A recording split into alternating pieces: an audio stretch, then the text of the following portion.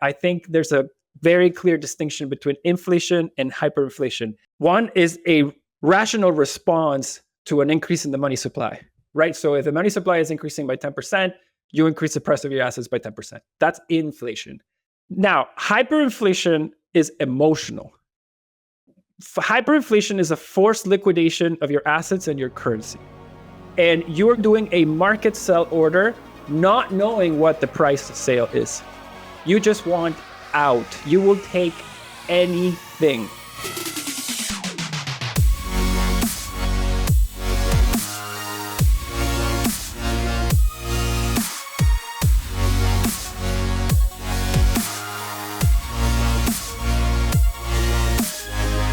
What is up, guys? Welcome back to Bitcoin Audible. I am Guy Swan, the guy who has read more about Bitcoin than anybody else you know. We have got a fantastic chat today. Really quick, don't forget to check out, this show is brought to you by the Human Rights Foundation and specifically their Financial Freedom Report. I highly recommend it. It's one of my favorite newsletters, and it's a great resource that I save so that I can look up stuff later. But just keeping up to date with what's going on with financial repression, with CBDCs, with the surveillance apparatus all around the world, not just in the West or the US. And then in addition, all of the Bitcoin solutions to this, all of the tools, the networks, Nostr, Bitcoin, CoinJoin, like all of these things. How do you get around this? How do you get sovereignty? And it's just an incredible resource. And I'm constantly like, oh, I didn't even know this happened, or I didn't know there was an update, or I've never heard of this tool. They're fantastic for that sort of thing. So I highly recommend it, and check out the link. Will be right down in the show notes. And just a shout out to the HRF. They're an awesome organization, and mad respect for them. And Synonym, who have been building so many cool peer-to-peer like new systems. And I don't think they've launched PubKey yet. I think it's just a couple of days away. So stay tuned for that. But check out their BitKit wallet. It's a fantastic on-chain and Lightning wallet. It's super easy to use and super intuitive. Also, link and details right down in the show notes.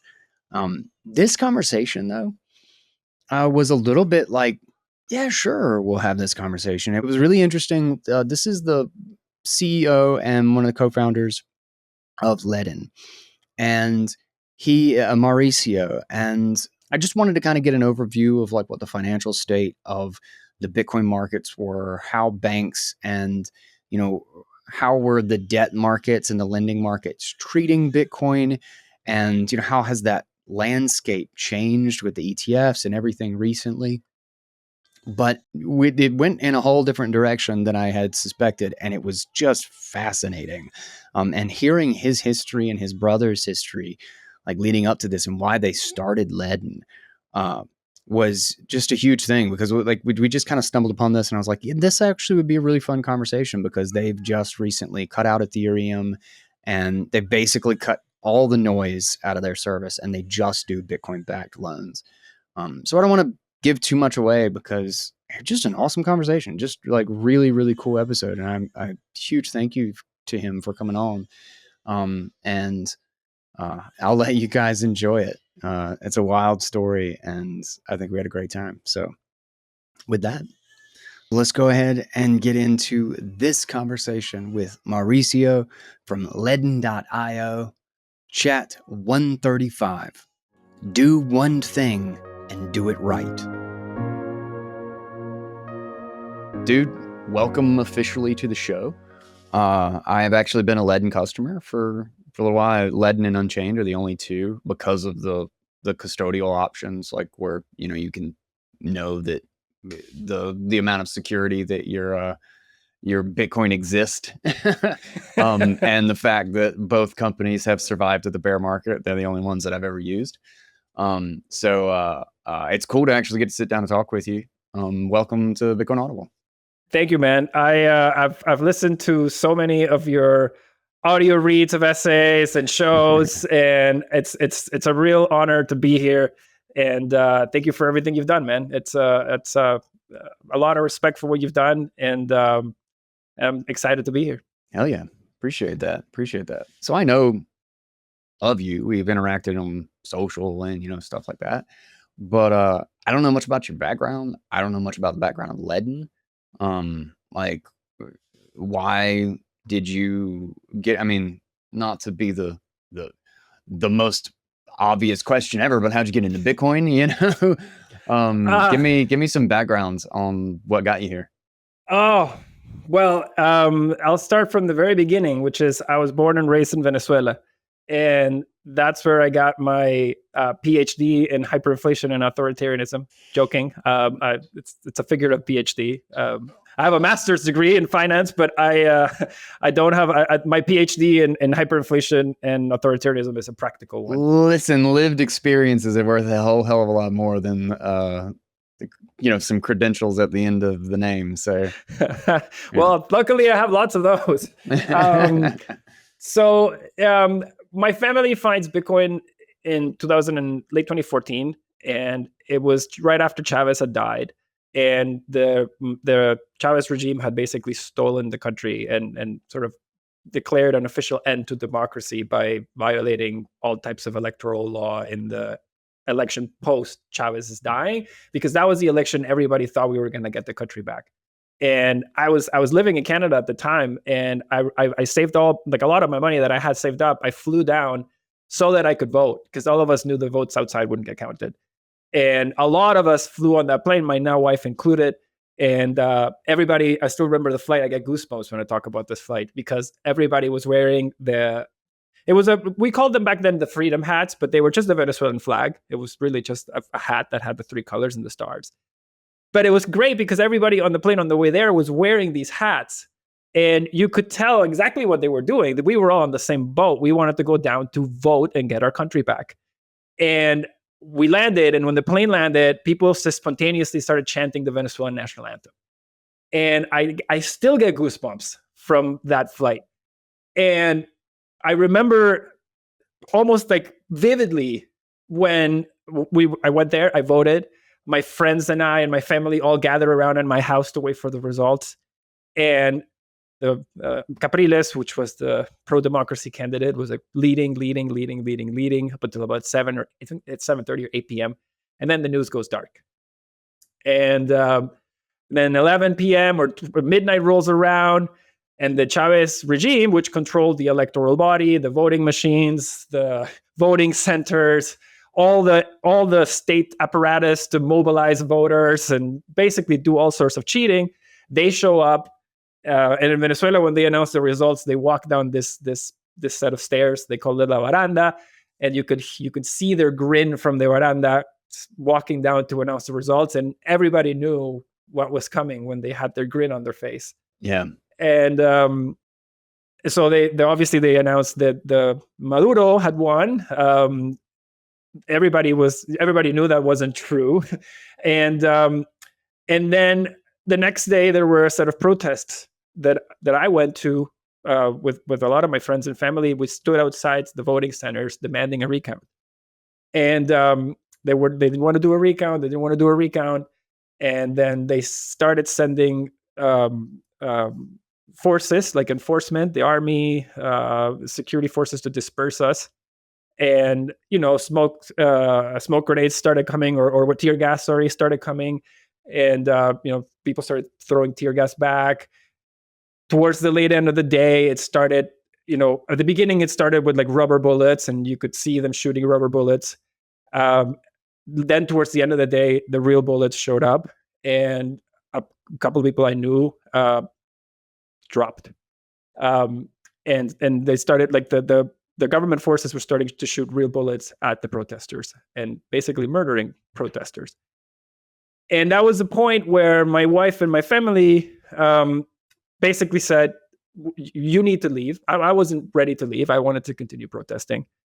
And basically my mom sat me down, my wife sat me down, my now wife sat me down, myself, my two brothers. We were both in the camp of we want to keep protesting. And basically we said, listen, this isn't a fair fight. You guys are putting your hands up and they're shooting real bullets. There's a lot more that you can do for this country than just being carne de cañón, is what we call them. Carne de cañón means like you're just going to be something for them to shoot at, right? Mm-hmm. It's not the way to go. And painfully, I myself gathered my belongings with my night wife, and we took the plane out. And the complete opposite feeling of the plane landing was the plane leaving. And at that point, this is what triggered the Venezuelan migration crisis that everyone knows about today, and the second wave of hyperinflation, because at this point, it became obvious that democracy had no chance in Venezuela, and that they were going to do whatever they could to stay. So at this point, people start fire selling their assets to get out, fire selling the currency to get out. And this is when inflation goes from 100% to thousands percent to millions percent. And what I like to tell people when we talk about, Weimar Republic, Venezuela, and things like this is like a lot of people talk about inflation and hyperinflation as if they are two things. One is just a more acute version of the other. And I actually think that's wrong. I think there's a very clear distinction between inflation and hyperinflation.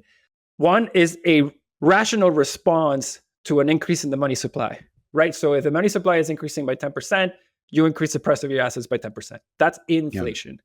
That's a rational response to an increase. I wouldn't even call it a rational response, but just an inevitable equilibrium. Like it's just the market outcome of the comparison between the two assets. Yeah. Correct. Yeah. Now, hyperinflation is emotional. Yeah. Hyperinflation is a forced liquidation of your assets and your currency.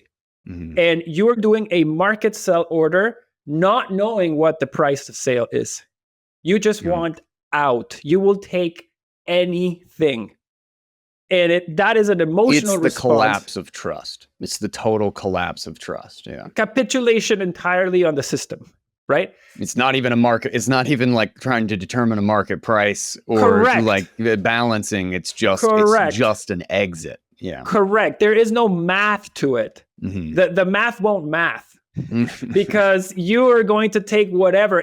Reason goes out the window. You just want out. Yeah. It's a survival instinct. It's not a rational, I'm sitting here methodically trying to reprice my assets. And because don't forget, in these environments, central banks stopped producing data. The Venezuelan central bank stopped producing data God knows how long ago. No one can know how bad things are. That's the point.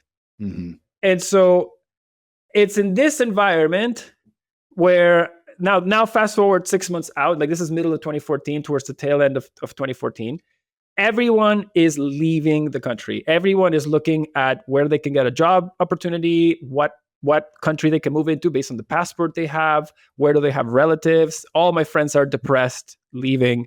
Their assets have been repriced to basically zero. And at this point, my parents I was already in Canada, but my parents are heavily encouraging my middle brother and my youngest brother to leave. My middle brother had gone to Spain. It was now my youngest brother. My youngest brother had just graduated. And like many people, and I don't blame him, he didn't want to leave. He wanted to stay and try to fix things. He wanted to stay and try to build something. He wanted to start his business in Venezuela, which my parents were very adamantly against. And so my brother starts pitching ideas, local business ideas. And my parents are, they keep saying, no. Towards the end of 2014, my brother comes to my dad with like an ultimatum. And he says, Dad, this is the business I want to do. You either support me or I'm out of the house. I'm selling my car. I'm doing this with or without you. Are you in? My dad calls me that night. And he goes, Mauri, can you take a look at this? You studied finance. I have no idea what this guy's pitching me. Sends me the Bitcoin white paper and sends me a link to Bitmain, the ASIC producer. His business idea was to buy ASICs from Bitmain to mine Bitcoin in Venezuela. And this is the first time I ever hear of Bitcoin. Yeah. Venezuela has a particularity, which at the time, and so do many authoritarian socialist regimes. Quote unquote free energy. Free energy. Heavily subsidized energy. I read about that. I know about this. Yeah. So then I'm starting to read this thing, and I didn't the first time I read the white paper, I don't come from a technical background. I didn't study computer science. I'm a finance guy. But I read the white paper, and what I understood from it was, well, the miners are these type of bodyguards around the network that, you know, they're ordering things, and they're protecting. The fact that they consume power is really more like a shield against bad actors. That was my understanding at the time. No, that's great. That's an analogy that took me a while to like put together too. You know, I just did a video recently about like the hash power is a wall. It's literally a force field around the history of Bitcoin so that it cannot be edited. But it's a force field that is represented, that you see in the form of a hash, in the form of a cryptographic function that just proves there is this energy field that you have to get through to undo anything. 100%. Well, that was my take at the time. And what I understood about the mining activity was, okay, you have 3 components. You have the hardware, the energy, and internet, right? Those 3 things go in, Bitcoin goes out. Right? And so to me, I said, okay, one of the components is market-based. Everyone's going to be paying the same thing for the ASICs. My internet is fairly cheap, probably cheaper than us other people, but my energy is basically free, which was the biggest cost function of the miner itself. Importantly, all those 3 things could be sourced in Venezuela, the inputs. Importantly, the output was a globally sellable asset.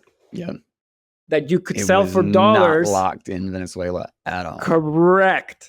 And so to me, that was the value prop that I thought, okay, out of the universe of things that you can do in Venezuela, this is actually something to this probably gives you the better option to get ahead, or at least not sink with the boat or with the ship, right? And so I told my dad, I'm like, listen, generally speaking, this is better than anything else he's pitched. This has some sound economics. Like anything in Venezuela, if anything goes well in an authoritarian regime, it'll go bad. Nothing goes well in an authoritarian regime. But in the realm of things that could be considered, I was like, this one seems like the least worst idea. And so my dad basically funds my brother. He supports my brother to get a few ASICs. I think it was 5 or 7. His first order. And then later that year, I think it was my Christmas trip. Yeah, it was 6 months later. I don't know if it was Carnaval in February or if it was Christmas. I believe it was Christmas.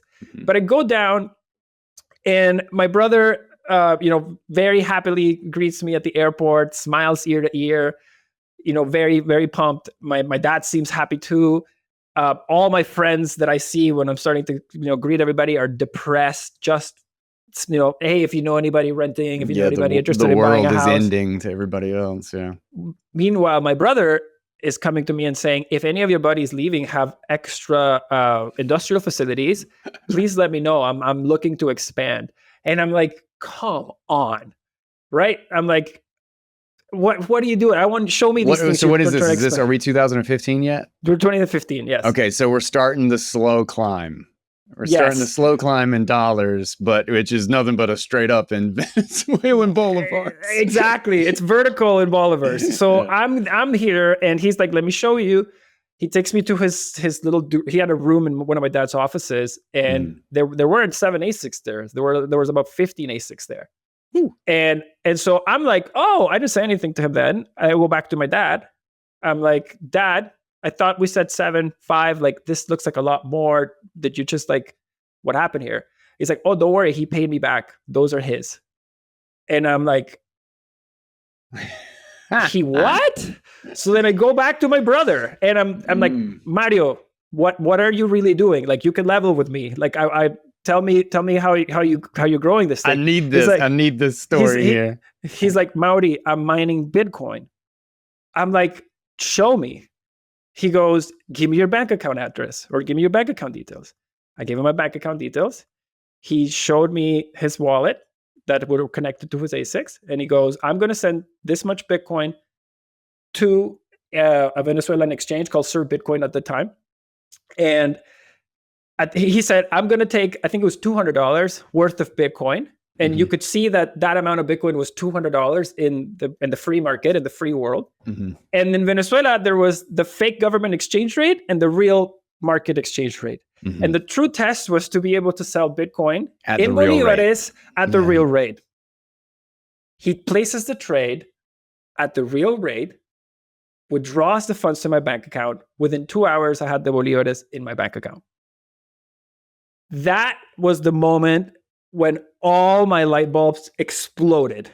Because when I saw how he was able to do that for Venezuela, in Venezuela, I just thought to myself, how many more people around the world are in this situation, Yeah. looking for this exact thing that we just stumbled upon? How do I start? How do I get into this? I need to learn more.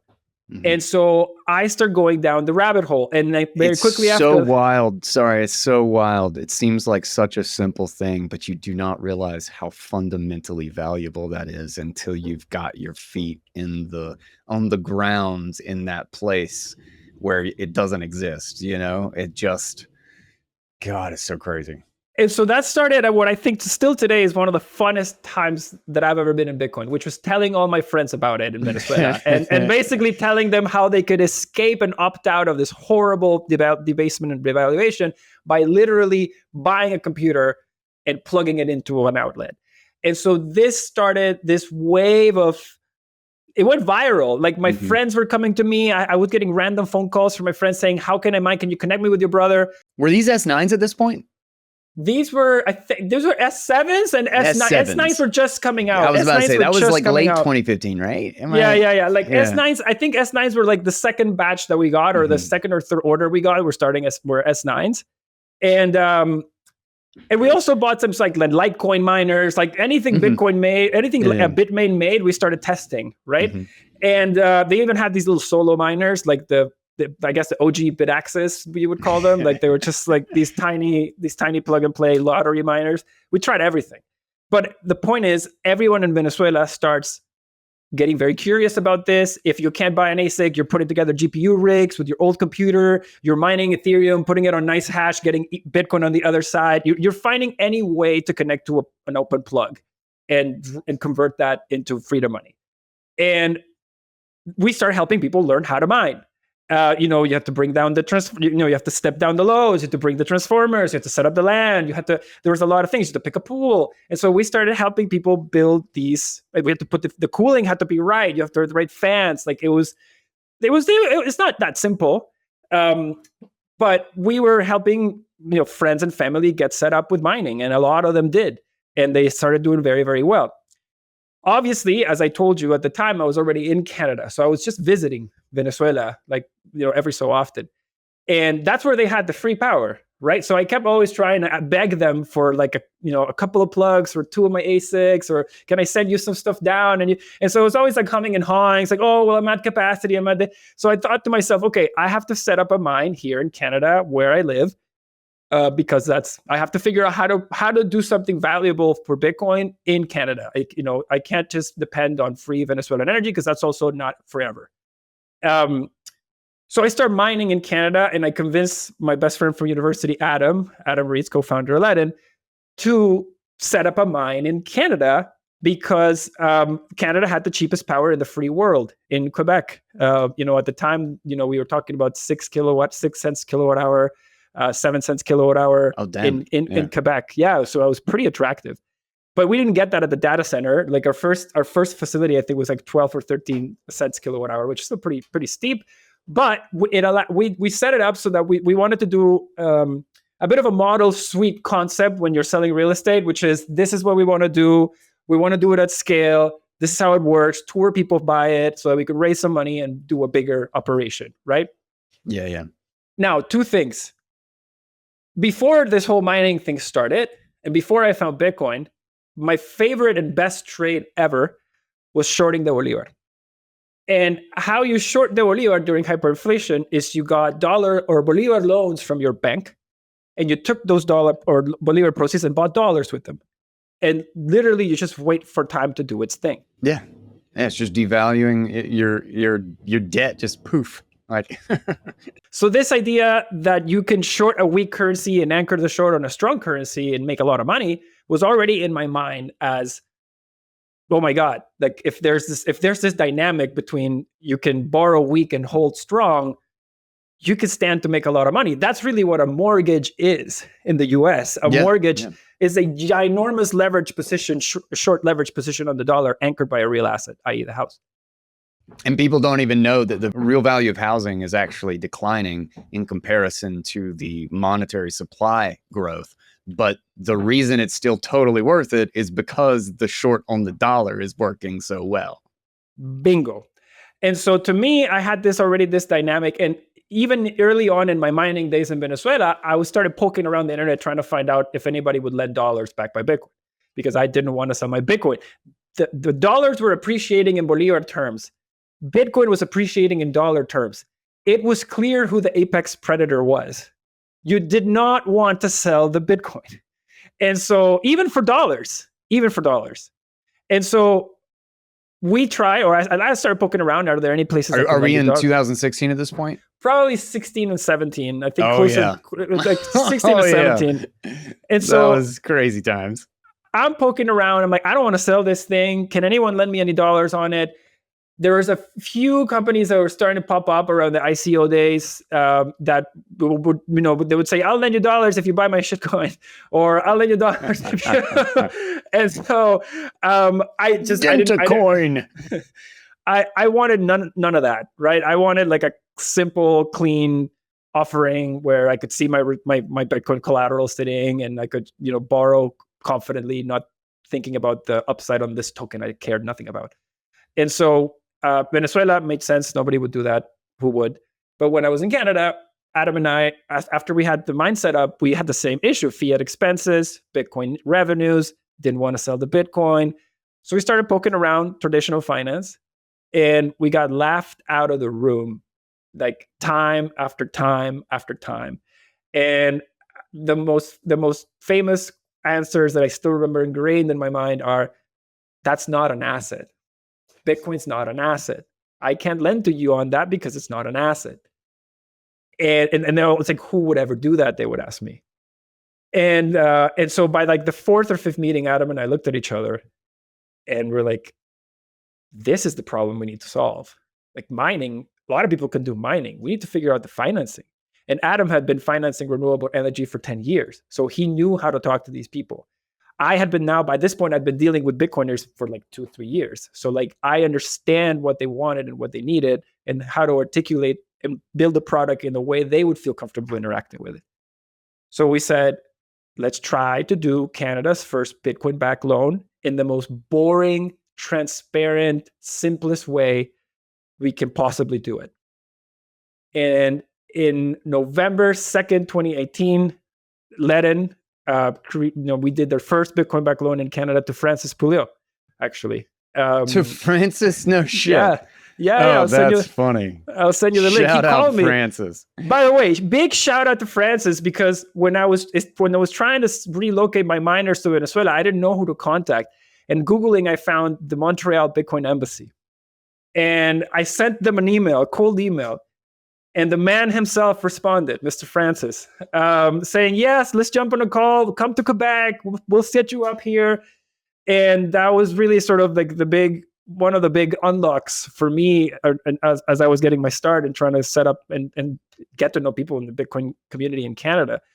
And so that's a really long way of telling you that's how I got into Bitcoin. And that's the sort of genesis of Ledn. No, that was great. That was great, dude. Jesus, the story of Venezuela, man. That was... Yeah. I didn't even tell you how, because the story, it can go longer, but I'm going to pause. But my brother's facility was eventually raided by the Venezuelan regime, and they tried to extort us. Dude. And my brother actually was able to... I was about to ask, when did the government catch on to this, They caught on in December 2017 with the Petro. Remember the Petro? Yep. First of all, the Petro was a way for Maduro, once they understood the power of Bitcoin, he came up with two grandiose ideas. Number one is, I'm going to create this token so that I can try to trade mirrors for gold, right? Like, I'm going to try to sell my mirror for gold. And so he creates this thing and tries to, sell it to the market to see who will be dumb enough to trade their hard-earned Bitcoin for these Petro tokens. Obviously, that fails fantastically. His second great idea was, he understood that there was a lot of people mining in Venezuela because he could see the import records, and he kept seeing Bitmain, Bitmain, Bitmain, Bitmain. So he knew miners were operating in the country. So he comes up with this voluntary registration regime for miners in Venezuela to tell him where they're. Oh my God, I forgot about this. So, man. So now he knew both of these things were going to fail spectacularly. But the intention of the petro was never to encourage the foster the development of Venezuelan oil through a token. BS. That was not the intent. And the intent was also not to invite miners to come and register. He knew nobody would do that. He started doing these roadshows in December 2017 about the petro. And in these roadshows, he kept parading ASICs around the country. And every time he would land at a different city, he would show everybody, hey, look at these S9s. Look at these GPU rigs. This is what they sound like. This is how much money they make. Did you know that if you just unplug them and plug them under your address, you can start making money? And so it was basically a blueprint for his cronies to start coming after the innocent miners in the country. And surprise, surprise, after these campaigns or roadshows, my friends in the mining space started reporting these random visitors from, dressed up as utility reps, dressed up as municipality reps, asking about your load. Why are you requesting increases in electric capacity here? What type of activity is this site licensed for? What type of business are you running here? I see you've increased your electricity consumption a great deal over the last few months. At the beginning, they were just curious questions, but we knew where this was going. And weeks from then, making a list, checking it twice. And so weeks later, they started showing up with guns, and they said, "We're taking the miners. Give me money if you don't want to go to jail." And so we started. The first friend tells us this. We start hearing 1 or 2, 3 horror stories. Eventually, they end up at my brother's facility, and they got there in January 2018. And busted the door with like a SWAT-looking team. I'll send you the photo. There's a photo of them with the bounty, which is my brother's ASICs, and the fans, and then it's ridiculous. But they went on, busted the door.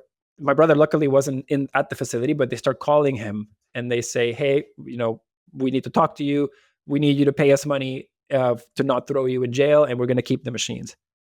And we're like, why? We're not doing anything illegal. Like this, there's no reason. But they basically said, listen, give me the money or else I'm going to basically throw this laundry list of charges at you that are basically fake and unsubstantiated. And we tried to call a few people to see if they could help us. By 8 p.m., these guys are insisting that we need to come up with the money, or else they know where my brother's kids go to school. They know where they live. We know Jesus Christ. And so at around 9 p.m., my brother, a large part of why he was able to make this decision is because at the time, yes, they had our ASICs, but most of our wealth had been by that point transported into Bitcoin. So my brother had his ledger and his Bitcoin in different exchanges of the country. And at 9 p.m. or 8 p.m., he makes the decision to bolt to the border with his wife and 2 kids, with his Bitcoin, and just leave the country. And the rest of us were out. My parents were on vacation. I was in Canada. My youngest brother, I think, was also on vacation. And so my brother drives 9 hours through the most treacherous road in the most dangerous country in the world overnight without fuel, by the way. Our family had to set up luckily we had relatives that lived along the way, so they had to set up like fueling stations for him on the highway, like with pimpinas. I don't know what you call it. Yeah, it's a freaking movie, man. And so basically my brother makes it to the border, crosses and gets out, gets his Bitcoin, and with that they were able to rebuild the life in Spain. And my parents were also able to keep their savings out of the country. Like, imagine trying to get dollars or bolívares out of a Venezuelan bank in that environment after you've just escaped.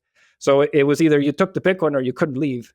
And so it was that enabled my brother to get out and finally, and be able to port his wealth with him rather than have to write off everything. He had to write off a great deal, but not all.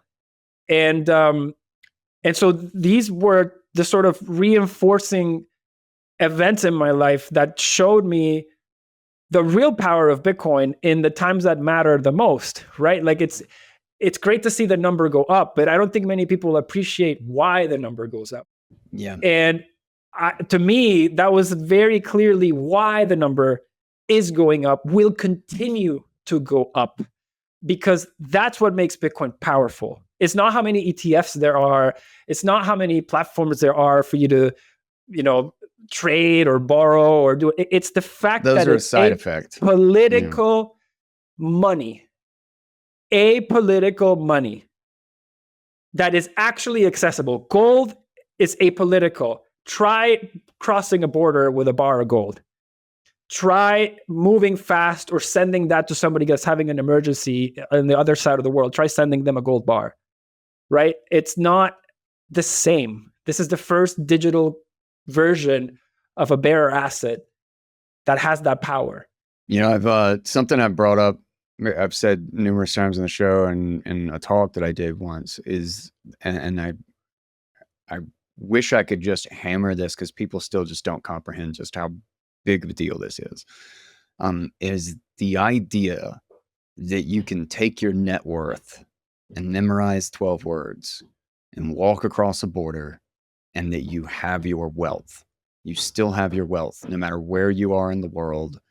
And like, if you take that, just that one little thing, and you go back to 1900 and you let that exist, history looks nothing like the history we know. 1,000,000%. All. Like 1,000,000%. So night and day that it would be incomprehensible. We don't even know what the butterfly effect of that capacity would be.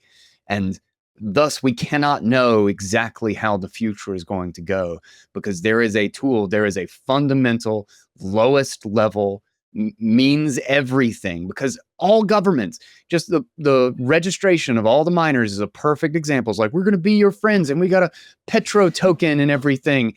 Every government since the beginning of always is about the control of capital. That is what its point is. That's what it's built around. It's about controlling people to control the capital. It doesn't exist if it doesn't do that. I completely hear you. And this is why I have a lot of respect for Americans that get into Bitcoin early, because Americans have never experienced, to your point, capital controls. Capital controls is something most people all over the world are very familiar with, because in places like Venezuela, China, and many other places in the world, you can only buy a tiny amount of dollars. And if you want to buy any more, you have to get this explicit written consent of the supreme leader. Okay. And the supreme leader only authorizes their friends to get that exchange rate, because they often also manipulate the exchange rates. No, that can't be. I know that's a stretch. But so capital controls is something that most people around the world are familiar with. Americans are completely oblivious to capital controls in most cases. They haven't had, and not by any fault of their own, they just haven't had to deal with it. And so that's when I see, when people ask me, it's like, oh, well, I'm like, oh, Bitcoin is just better money. And they're like, well, why don't they just use their Visa? And I'm like, well, I think you're missing some context. So this is what, to me, I think for most of the world, capital controls are a reality. They are economically enslaved to their currency. And to escape that, the only escape valve in those markets used to be cash dollars, which, by the way, sounds great, but it's incredibly risky, because even in Venezuela, when you were trading cash dollars for people in desperation, they used to have these like markers. Everybody would carry, the fake, how do you determine the fake bill markers? Like, people would have UV lights and like portable UV lights and portable like marker verification things, because you trade a dollar so often and you got screwed so many times that if you didn't do these things, you would be out your entire transaction. And there was no bank trying to protect you from a bad actor counterparty, because you were doing it in the what I call the free market. The regime likes to call the black market, but it's really the real market. Their market is the fake one. But yeah, I completely agree with you, and so I with those experiences, when I was in Canada, I had a fiat life. I had a fiat job. I was doing sales and marketing for a real estate development company out of Toronto. And about a week after I returned from that first trip where my brother showed me what he was doing, I had to tell this person, I was like, listen, my head's not in it. Like I have to do this Bitcoin thing. I'm gonna quit. And she was like, what are you gonna do? And I says, I don't know yet, but it's gotta be with Bitcoin. And so I need time to research this more. I need time to figure out what it is I can do, work on this mining project. And that was the first go at the mining project. But then the mining project turned into the realization that financing didn't exist. And that was the biggest problem to solve. And then at that point is when Adam and I decided to start Ledn. And I think a lot of the simplicity of Ledn, the accessibility we built into Ledn, Ledn's been available to test with just $500. And that's important because people in Venezuela, $1,000 for people is a lot of money in some parts of the world. And we wanted these products to be accessible, really accessible to people. So we made them in Spanish. We made them start at $500. We started opening up countries in LATAM within months of launching our Canadian loan. That was always our ethos. And yeah, I mean, I'll pause there, but that guides a lot of what we still do today. That's pretty wild. That's a hell of a setup. And talk about, like, you aren't even joking. That's a cool ass. I mean, as horrible as it is from the context of like experiencing it, that's a wild story. Like that is legit like a movie. Like you could make a solid ass movie about that. I sometimes I go back because back then it wasn't immediately clear what were going to be the good things that were going to come out of all this mess that was happening. Yeah. I'm also cognizant that it didn't work out for many people the way it worked out for me. Yeah. Yeah, for sure. And that hurts, man. I mean, that still weighs on you. Because I still have a lot of family back there. I still have a lot of friends back there. As I would have expected, I would have thought, oh, my friends are seeing me do this and they're seeing me do well. They're going to go buy some Bitcoin. They're going to follow my footsteps. And it's not that simple. Even in Venezuela, where you have been beat to the ground with hyperinflation, the gaslighting and the propaganda is so strong that if you pull 10 people out of the street and you ask them where inflation comes from, today 7 or 8 will tell you it's greedy corporations.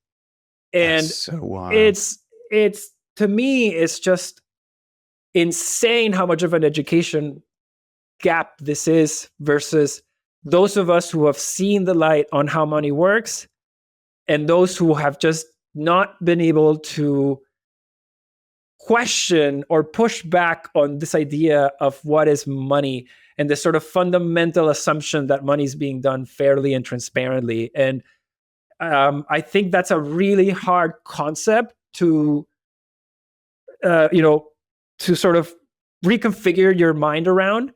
And well, it's so much attached to like a person's identity when they believe something like that, and especially when they've been so horribly demoralized about it, and they have to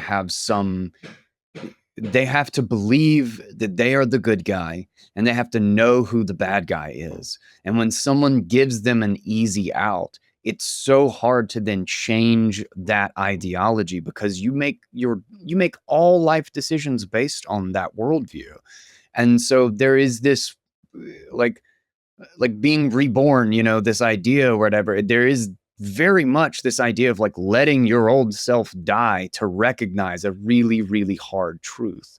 And people don't realize how personal that journey is to actually come to that realization, and how powerful the control of information is.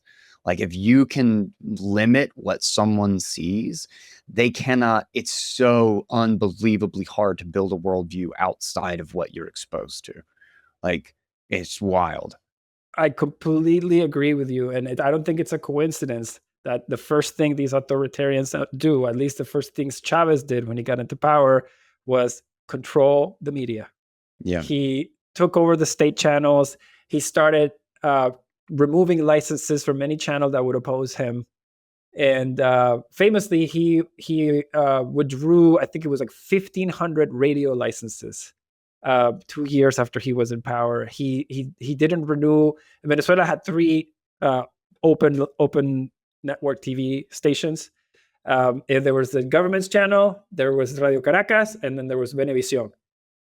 And when Chavez came in, he basically sat the 3 of them down. It's like, obviously the government regime, or the government one, became a propaganda arm of the regime.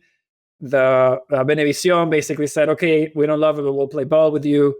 And there was the third one, Radio Caracas, said, hell no. We are going to be openly opposed to you. We are going to be the guys on the other side. We're going to support the opposition. And we want people to have a fair and balanced flow of information. That's great. License removed. And so slowly, everything you turn in Venezuela, it's almost like a bit like North Korea, I would imagine. I haven't been. But in Venezuela, you flip through channels and open network TV, and it's all, America sucks. Here's the history of Chavez. Here's what Chavez is. Here's some Che Guevara documentaries for you. Here's some Cuba documentaries for you.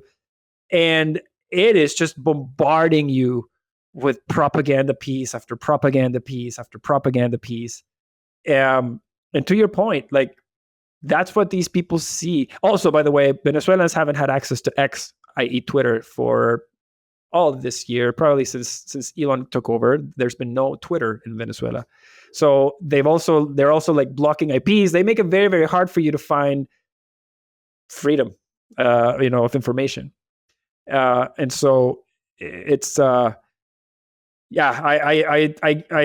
sigh when I see some of these Western leaders trying to doing similar things in terms of attempts of controlling media, or even very wealthy people try to buy media arms. Like, it's just it's out there. We all see it, and both sides are guilty of this. So I'm not going to point to this like, oh, these guys do it, but those guys don't. Like, everyone does this. And I don't think it's fair. That's why I think things like Nostr are so great. Things like X, X in some ways it allows you to say more things. You could argue it still has a political tilt to it. Depends on where you sit on the aisle. But something that's like open and permissionless, like Nostr, I think it's hard to get uptake because it's got no VCs backing it. It's got no marketing arm. It's really grassroots organic. But I don't think people. It's not what you need until it's the only thing you need. Yeah. And so that's the thing with these technologies. Yeah. And also, a lot of people talk about like the adoption of Nostr and compare it to, social media and like, look at Threads exploded and stuff. They're like, yeah, well, who's on Threads now? Like you said, even still a thing.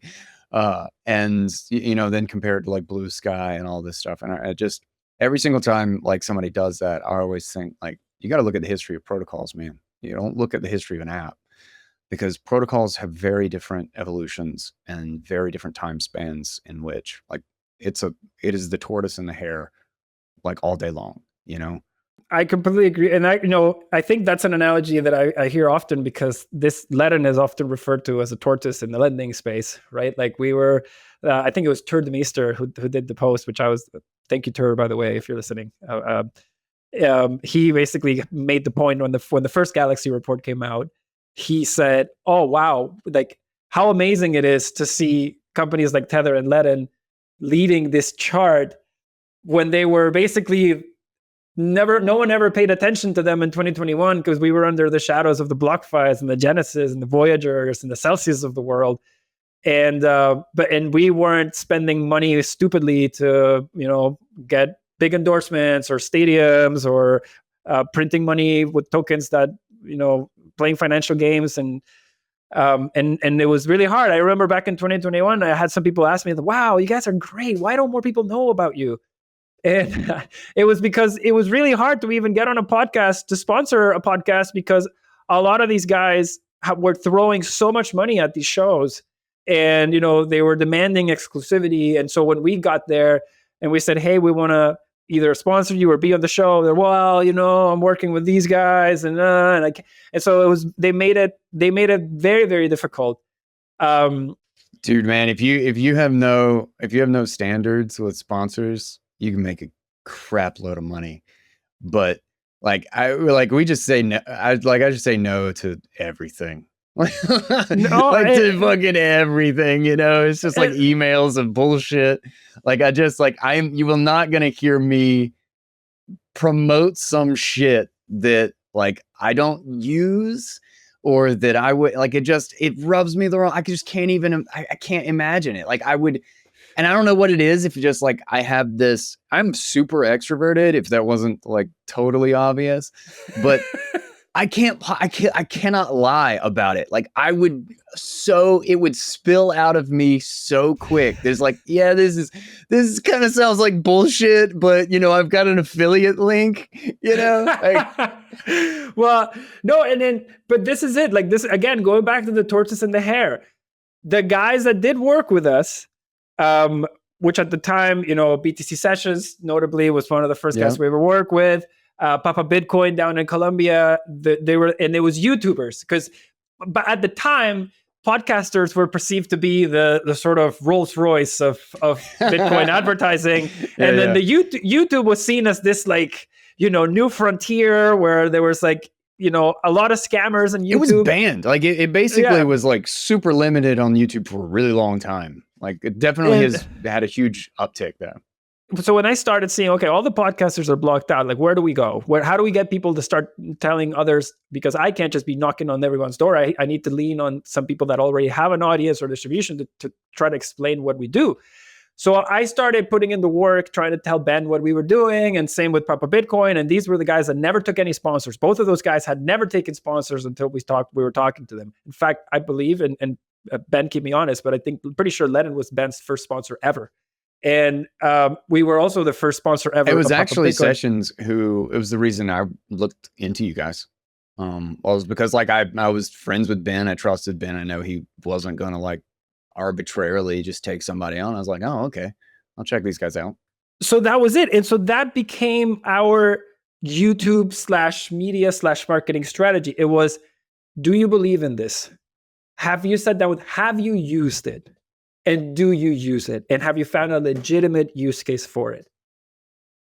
If those two things are true and you're willing to work with us, we will do business with you. If any of the podcasts that you're hearing Ledn mentioned or talked about, these guys have all tested the product. Most of them actually have an active loan. And so that's who we want talking about our stuff, because that's the only person that can talk about it the right way. And so if you don't believe in it, fine, but let's not tell people you do, right? Like, and so that's really been, that sort of started creating this, that we found a formula that worked, right? With these two guys. And then we started replicating it with more people. And so today, now we work with what I think are the I would say some of the best educators in the space when it comes to Bitcoin. For those reasons, they didn't take anyone's money. They had standards. They decided not to dump on their followers, and that's why they're still around today. And that's why we like working with them, and we're still working with them today. So I don't know exactly how we ended up on this side of the house, but the conversation, but that's the YouTube story. Yeah, no, it's really interesting too, because it shows like when you don't have that endless churn of fiat finance that reinforces itself, and you actually have, it's so funny when it's bear markets. I've talked about this in the context of economics a lot, is that the contraction is one of the most important market functions. Is that when you have that rein in, you separate the wheat from the chaff. You actually, like, what is a sustainable business? If you never have a bear market, you never know what is sustainable or not. You're just bailing out bad behavior and irresponsible people. And you're actually doing it at the cost of the responsible. You're actually doing it at the cost, because the bear market is where the people who have been responsible and actually saved and actually had a sustainable business get to buy shit at fire sale prices. That is literally like how it works. You cannot have booms without busts. You cannot have growth without contractions that actually reallocate resources to the people who should have the resources, because they actually know how to do shit. You know, they actually had to do things properly. Completely agree with you. And again, part of this, grow, prune, and sort of perfect the journey it also resonates with Ledn. We started in 2018. We were here for COVID. We were here for Terra Luna. We were here for Celsius. We were here for FTX. We were here for Russia invading Ukraine. We were here for, you name it. We've been here. And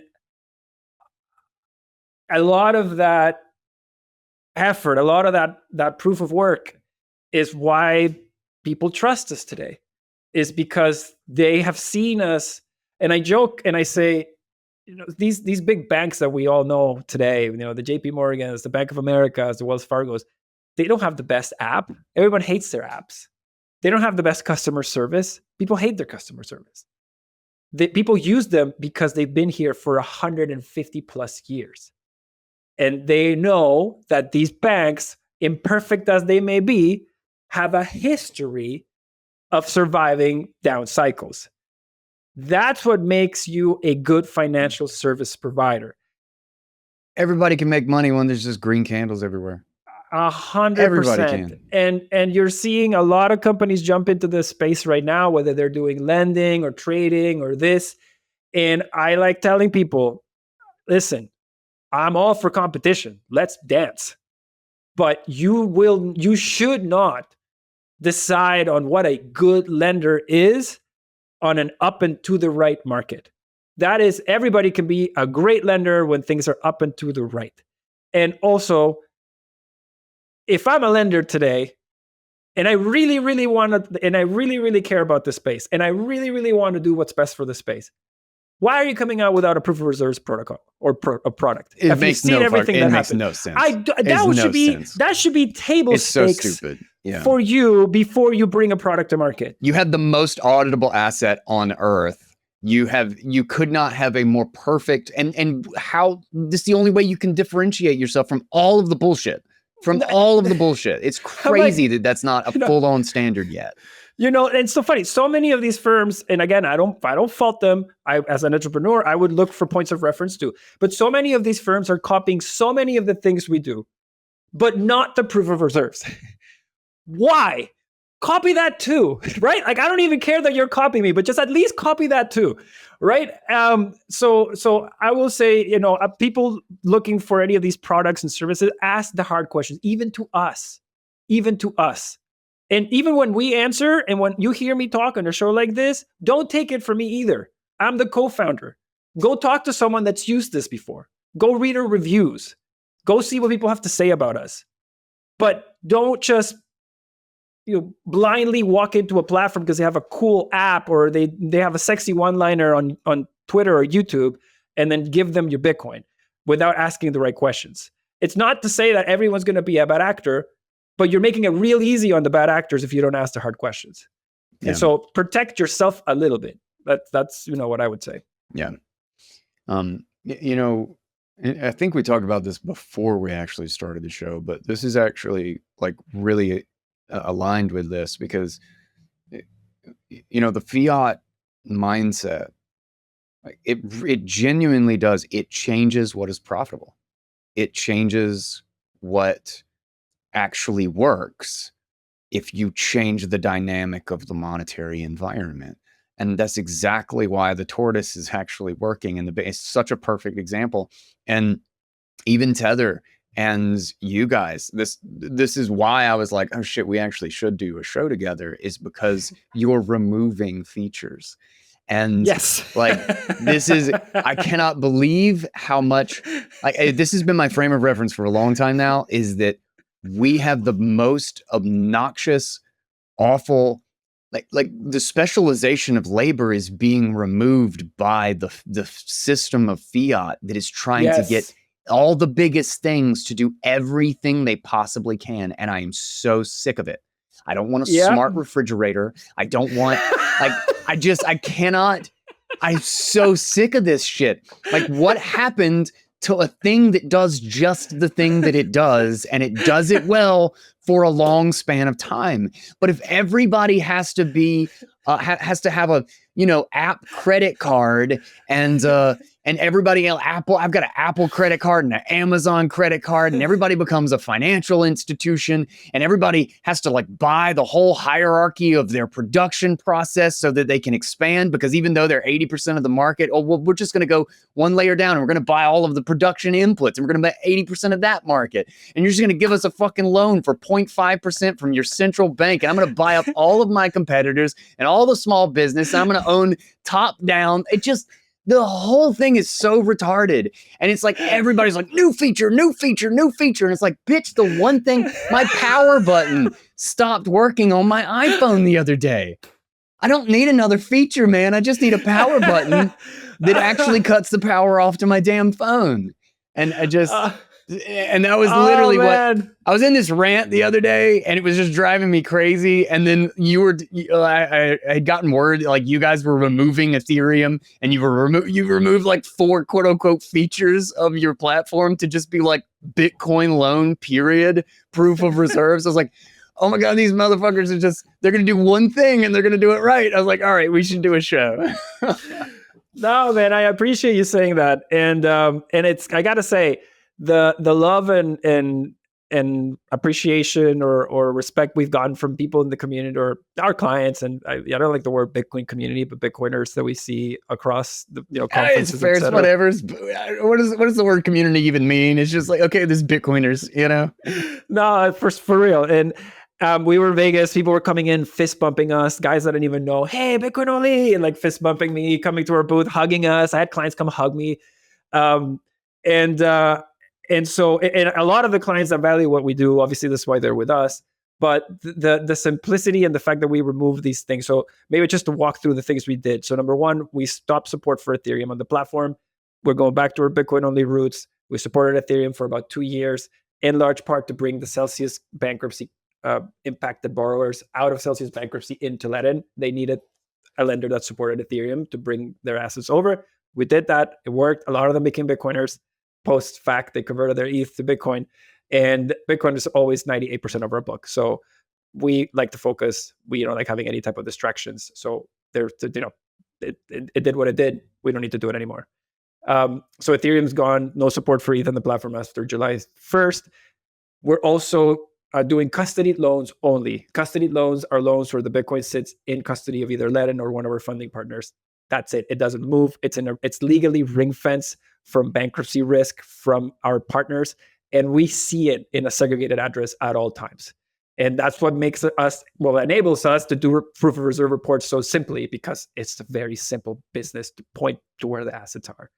And the other thing is we're getting out of Bitcoin yield altogether. There is no more ability to earn yield on Ledn on your Bitcoin, neither through the growth accounts, nor through standard loans. We used to have a type of loan where clients said, yes, you can lend part of my Bitcoin collateral so I can get a lower interest rate on the dollars. That's gone. So there is no Bitcoin lending at all. Ledn is going to do one thing and one thing only: lend dollars 2-to-1 back by Bitcoin. We think that if people use this product responsibly, they will benefit, we will benefit. Everyone benefits if you use this product responsibly. I can get into some of the things I see happening down the line for Bitcoin yield and Bitcoin interest and lending Bitcoin in general, and some of the reasoning behind why we made these decisions. But really, it all stems back to that. At Ledn, we like saying the best restaurants have the smallest menus. We want to do one thing better than anyone else. And when you have an entire team living, breathing, and dreaming of this one product, you are going to be miles more efficient than the next guy trying to do 2 or even 3 or even 4. And so it makes the business simpler. It makes it easy for me to explain this to you, to a regulator, to an investor, to a lender. Simplicity is elegance. I know people used to know us in the early days as the boring Canadians, because we didn't have tokens and we didn't do DeFi and we didn't do all these other things that the high flyers were doing. And we've always taken that with pride. Like we like being called boring. We think actually boring is the new sexy. It's simplicity is boring. Beautiful. Doesn't break, man. Boring survives. There you go. We're pretty good at that. I'm curious, what was your experience in, like, was there any like major difficulty in doing Ethereum, like working with it? Like, did you like run a node? Did you try to run a node? Do you just use, No. does BitGo just have like Ethereum? Yeah, so Yeah. BitGo has Ethereum support, and really it wasn't really that much of an extra lift for us because at Ledn we've always been big proponents of stablecoins. So stablecoins Okay. run on Ethereum Rails. So we had been using Ethereum Rails for our stablecoins for, I think since 2019 is when we launched our stablecoin accounts. And we never held the native asset. It was just I equate it to almost like, driving on a toll road that, you can go through the freeway, which has no tolls, or you can use the Ethereum rails, and then you pay your toll and you get from point A to point B, and that's it. You went from here to there, and you don't need to own the highway, right? You just use that, pay the toll, get out. And so for us, a lot of the support was from the early days. And listen, as a Venezuelan, I can very clearly understand the value proposition of stablecoins. They should exist. They are a tool for financial freedom. Yes, they have more controls than Bitcoin. Yes, they're more censorable than Bitcoin. I'll be with you all day on those points. But if you compare it to what the options these people have on the ground, I mean, even if it's overseen by the U.S. government, that's still better than Kim Jong-un. That's still better than Maduro. That's still better than a million other politicians I can name. And so, people will take just that to risk. Interject right there is that I mean, I get the especially with the risk of consolidation in stable coins, but I do not think if you actually have a settlement system, if you actually have Bitcoin as a inter-settlement system, Lightning specifically, between stablecoins, you actually do not have the consolidation pressures, which Alan Farrington has a really great piece that I just read, or I just did audio for, but it's not on the show yet. Because I think there's a really important caveat to understand. But it's literally traditional banking, is that your bank has its own note that is that was the original bank note. Is your bank note was it was a Bank of America note. It was a JP Morgan note. It was for the bank and referencing the gold that they had in the vault. And you don't need a blockchain for any of that shit. You can just do eCash. But eCash doesn't work if you don't have a sound independent settlement network to actually cross between different eCashes, between different bank settlement, because you're right back to a credit system. You're right back to fiat trust between banks. So there's a very interesting dynamic there, and I do not think it is as simple as the pessimists say, or as simple as the oh, this is the greatest thing in the world, people say. Like, there are caveats on both sides, but it is a vastly better future than I think where things are headed on the fiat side. And I think it's requiring a recognition of how the infrastructure is likely to develop on the Bitcoin side. But that's a whole episode. And I just wanted to put that in. I very much look forward to listening to that piece. I'll do that now that I know it's coming. I'll wait for your audio instead of reading it.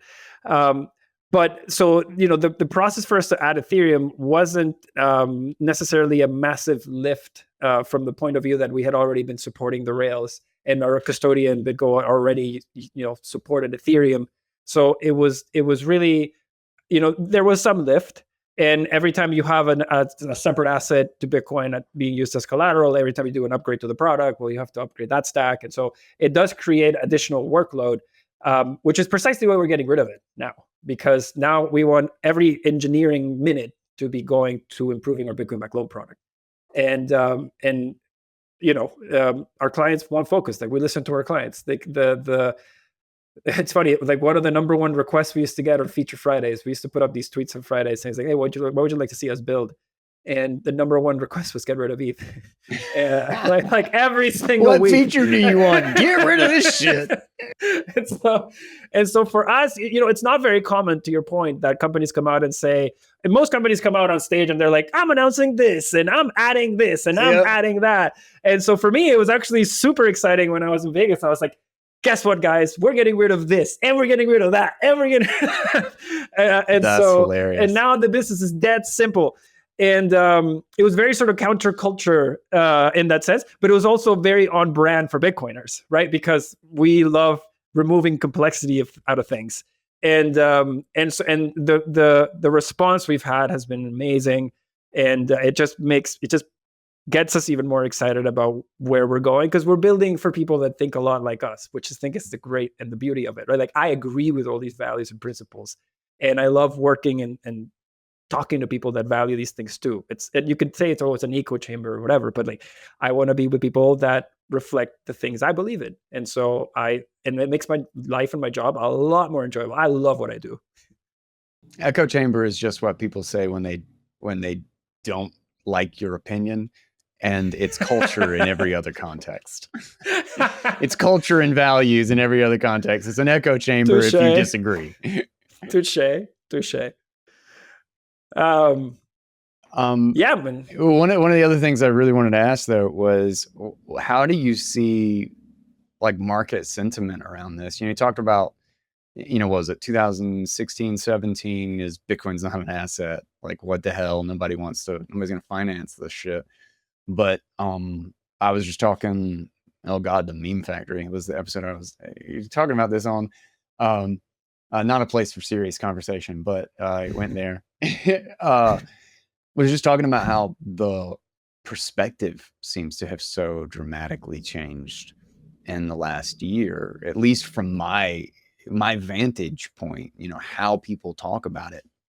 And, like, two major things have happened pretty quietly recently, and one of those was the Federal Reserve removed their guidance about Bitcoin, that Bitcoin is volatile and scary, and banks should not use this, and all of this stuff, and they just kind of slowly took it away, or quietly took it away, and there was no big fanfare.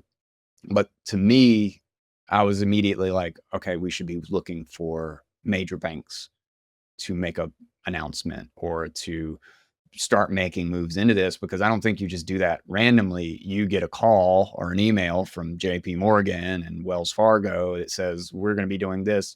Please remove this guidance that says, the biggest bank in the country is reckless and, all this stuff.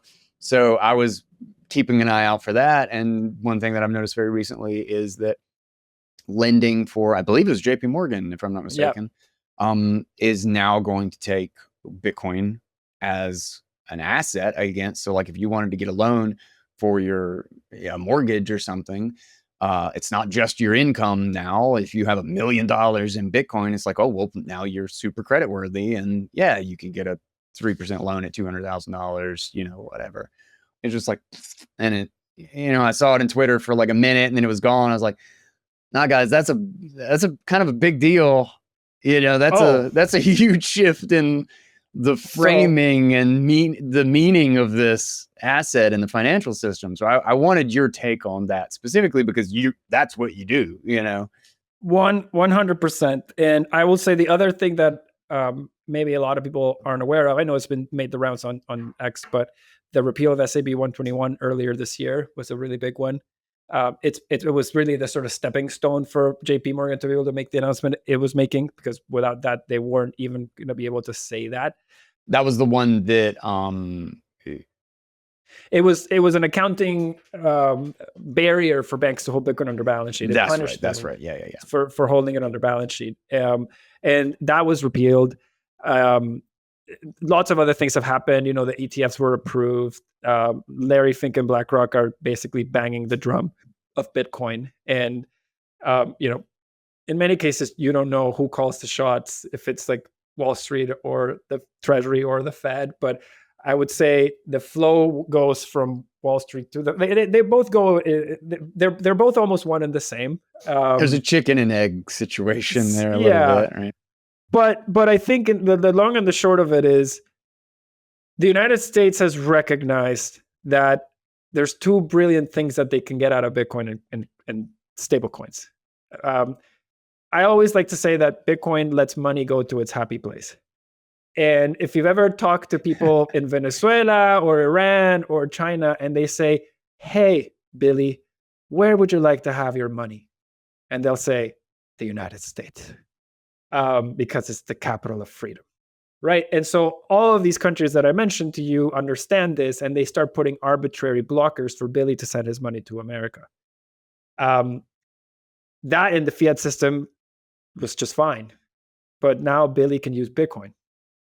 And Bitcoin, now with Billy's Bitcoin, they can interact with a platform like Ledn or like Coinbase or a company that's in a world-class jurisdiction that gives them access to fair financial services at the same rates as Michael Saylor in the US, not necessarily Michael, but like at the same rate as a US person or a European. This was impossible before Bitcoin. And so the United States is saying, wait a second, we are the place where everybody wants to do business with and have their financial services domiciled. And this asset allows that to flow more freely. What are we doing here? Why are we pushing this away? And then wait, what's the other side of this trade? Oh, unstoppable dollars? Unstoppable dollars backed by treasuries and not subject to FDIC deposit insurance limits. Wait, what?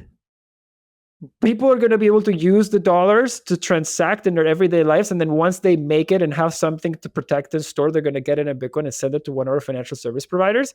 Wait a second here. They're going to buy our debt and send us their assets? Guys, let's go, Yeah. And so this is this is a sort of awakening that's happening in the United States, right? And so hence the Genius Act or the Genius Bill and the rush to get that through or the emphasis to get that through. Hence these moves by financial banks to say, we are going to be the first banks to get in it. Because if you look at what's happening in Europe or the other places, they're taking forever to figure out the regulation. These guys are putting like a fast track on it so that it opens the doors, right? I think the sentiment around this is that Bitcoin and stablecoins are going to be perceived increasingly more around the world as freedom tools, freedom money. And I know that's going to rub some Bitcoiners the wrong way to lump stablecoins into that cohort. But to somebody who has no access to local bank because they're all regime controlled, a stablecoin is freedom money, right? It's freedom money in a very different way. And what people don't understand about this is stable coins are the ability to pick your jurisdiction. Like basically, like from a financial standpoint, is that it enables Bitcoin as a monetary, and I talked about this with a mechanic said that this was a great way to frame it. So I've been using this ever since. Is that there are actually two revolutions taking place at the same time. Is that you have a monetary revolution and you have a technological revolution. And a lot of people conflate them. A lot of people think that the technological revolution is the thing that's going to matter with the money. And it's like, no, you're not your shitcoin token because it's got some wing digits is not going to win the monetary race. You don't know anything about money. You've made a categorical error with why it's going to be successful. Monetary revolutions take a really, really long time. Technological revolutions are very, very fast. And the stablecoin is the technological revolution. It is the quote unquote, the digitization and border dropping of monetary services. It is creating a Bitcoin infrastructure essentially for the fiat system. Exactly. Whereas Bitcoin is we're actually going to have, not only are we going to expand the choice in jurisdiction and choice in financial infrastructure to everybody who's never had it before with stable coins, but then we're going to have this juxtaposition of Bitcoin as the better money. So we're going to consolidate the various jurisdictions into the best jurisdiction when it comes to monetary provision of financial services and infrastructure and all of this stuff, because now people who just have the internet will be able to use US infrastructure, even though that's never been possible in the fiat world. But at the exact same time, you have the undermining of an infrastructure, and now you have an undermining of a money at the same time, which are two different things. The stable coins undermine the infrastructure, and the Bitcoin undermines the money itself. So we're going to have consolidation on the best fiat at the exact same time that we have Bitcoin destroying the best fiat, and it's just going to take longer for Bitcoin to win out. That's just I want to clip that and make an ad for Ledn, because that's basically, we allow you to short dollars and go long Bitcoin. That is, and I think it was Preston who'd said we are the speculative attack company, which I actually love that. But that is really it. And I believe in a world where at least the dollar stablecoin or the dollar fiat system is going to coexist with Bitcoin, at least for as long as I live. And I know from experience that the dynamic is going to be such that the dollar is going to get debased and Bitcoin is going to accrue in value because governments will run deficits. It's just life.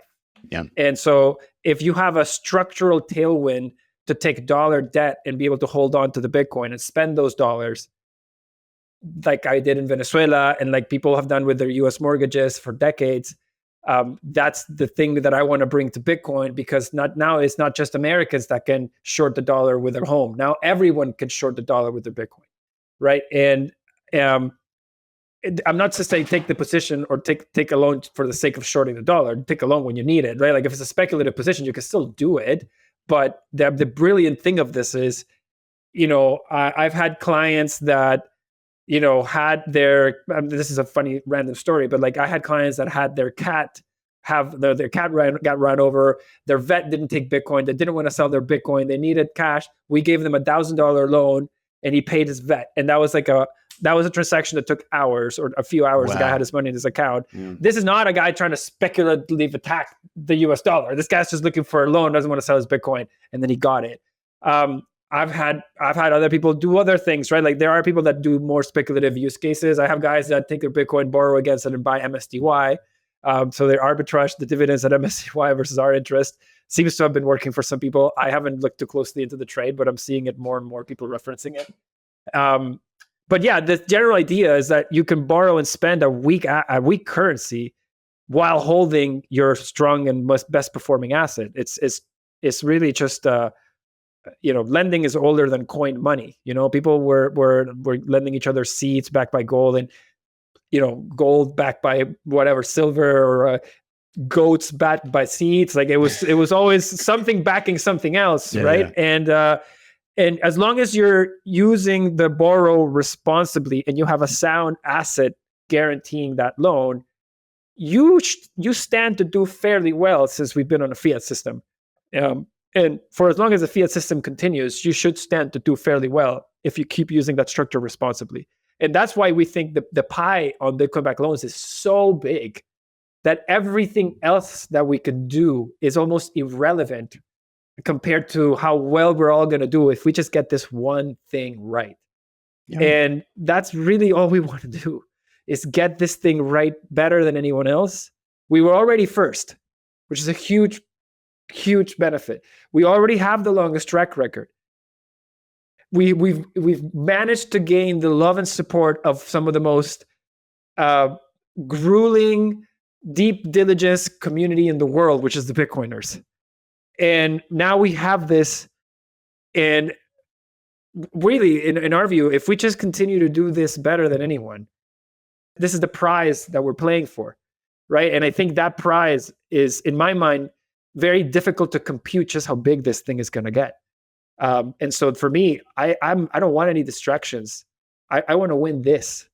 And I think by making us focus on just this, it gives us the best chance out there to do that. Yeah. One of the things you said kind of towards the beginning of this is that fiat and Bitcoin will live alongside each other for a long time. And importantly, with the infrastructure inversion, only the best fiat will survive. The crappiest fiat will go away very, very quickly. But one of the really, really interesting things about that dynamic is that you don't have to kill fiat completely to actually solve the bulk of fiat problems. And one of the biggest problems of fiat is the pricing of capital and the pricing of time, which is the interest rate, right? And people don't realize that you can actually have dollar fiat stablecoins, still one of the most powerful currencies in the world. But if you have a $30 to $40 trillion Bitcoin and a $10 to $20 trillion Bitcoin loan market that is liquid and like has massive turnover, you actually lose control of controlling the interest rate at the Federal Reserve. The interest rate, the real market interest rate, is now the what's the word, the marginal cost, the opportunity cost of holding dollars versus holding Bitcoin, because you can loan, because you have enough liquidity to loan against it, which means that they literally lose control of the interest rate, which means that even though they can print their currency, they still are massively reined in fiscally with what they can actually loan into existence and what they can actually print without a significant and immediate market response that devalues their currency against Bitcoin. So the more reckless they are, if in that scenario, if they did what they do today, they don't get away with it anymore. The Fed is no longer, they're now in a boardroom where the Bitcoin is the elephant in the room, and it's telling them what they can and can't do with manipulating the interest rate. And people don't realize that you don't actually have to get all the way there to really F up their plans. I completely agree with you. And now what I would say, and maybe this is because of my PTSD in Venezuela, is here's the thing, like that I think is, or at least that I consider when I think about this. Number one is, so in Venezuela, you had a similar situation where the Maduro was very reluctant to dollarize the economy because he didn't want to accept that the Bolivar had a very crappy exchange rate against the dollar. But he had no alternative than to do it because nobody was using the Bolivar anymore. He couldn't enforce people using the Bolivar because there was millions and millions of people and nobody wanted to use them. And you just don't have that many police officers or tax agents or any of that, right? So at a point, he actually said, okay, I'm going to liberate the economy and I'm going to let you guys all transact in dollars, right? And that was sort of created this reset around the velocity of inflation and the desperation people had to get rid of their Bolivares. It just kind of created this peace and this calm. And that calm remained until just recently now when he went and jailed the guys from El Dorado or shut them down, like another P2P exchange that was supposedly setting the price of the black market. So this movie rinse and repeats. And the reason it rinse and repeats is because of the threat of violence that the government has. And ultimately, many of us here haven't been exposed to that monopoly on violence. But that monopoly on violence is incredibly powerful. It can make you shit your pants, and pardon my French. But, most of the people... Man, the sensor in my brain doesn't work worth a crap, so don't worry about that. So the thing with this is like there are limits to... Now, if we don't ensure, if the democratic institutions that we have in this country or in any of our countries allow for democracy, if we actually get an authoritarian guy there with the guns, you're screwed, man. Like, don't you think there are good people in North Korea? Don't you think there's some good people in Cuba? Yemen, Venezuela, Iran? Whatever happened to the good people there? Do you not think there's smart people there? I have discovered that there are some serious, like, libertarian anarchists in Iran, and I was very surprised to find that there is a massive anti-government spirit in that country, which is kind of wild. But it takes so much courage to be that in that country. So much courage. People don't appreciate how hard it is to stand in opposition of a guy with the guns, willing to shoot and having shot them.